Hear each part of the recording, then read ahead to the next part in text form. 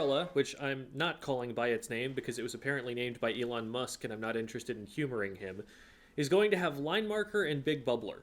Big bubbler isn't immediately exciting, but if there's any potential other weapons haven't been able to wring out of big bubbler, this brella just might be able to access it.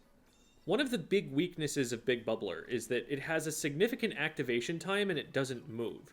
So it's hard to put somewhere that matters, since if you're safe enough to stand there and set it up, you probably didn't need to be shielded from anything in the first place. Trizooka changes that calculus a bit by being the special that infamously makes it so it's not safe to stand just about anywhere.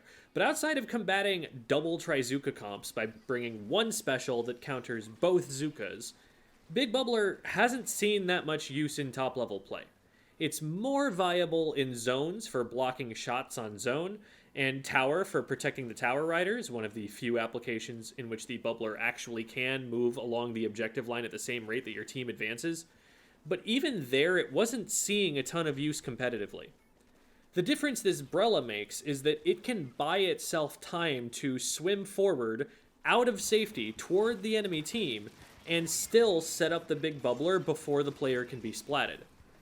The brella shield combines both painting for your own movement and protecting that movement into one action, and gives you all of that time that it frees up with that efficiency to put it down. The ability of this brella to drop the big bubbler wherever it wants seems on paper to be better than for any other weapon in the game right now. There are a lot of top-level players who are looking at this and thinking it might have potential.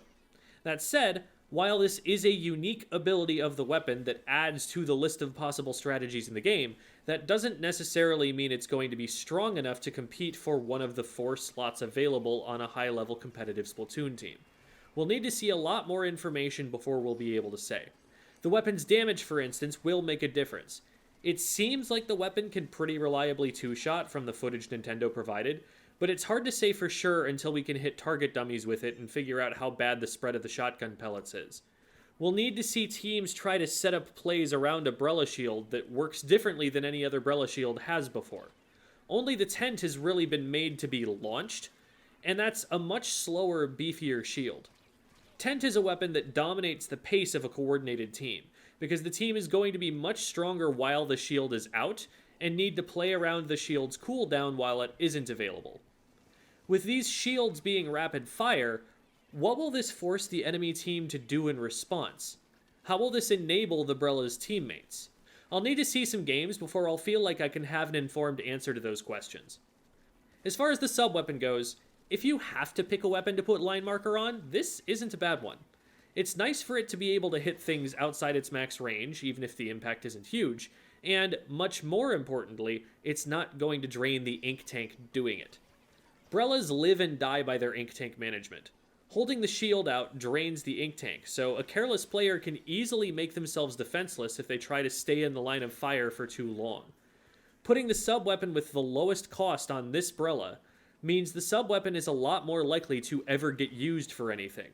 It is worth noting that line marker does combo with a lot of important sources of damage right now, like snipe rider shots, burst bomb directs, stamper verticals, slosher directs, and 2 shots from a splatter shot, a squeezer, or an end zap. It probably also combos with a single shot from this brella, though, like I've said, it's unclear how reliable that combo will be until we get damage numbers. My thought right now is that the main weapon needs to be pretty strong at fighting to be worth running, because Big Bubbler and Line Marker, while synergistic, also aren't going to carry it by themselves.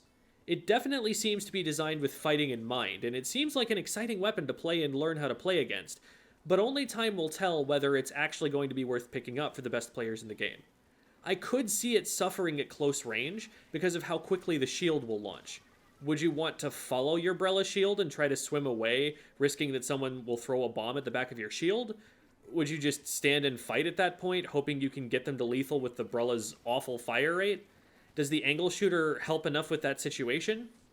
Whatever the case may be, it's definitely piqued the interest of a lot of players, and we'll probably see a lot of theory crafting around it in the weeks after its release.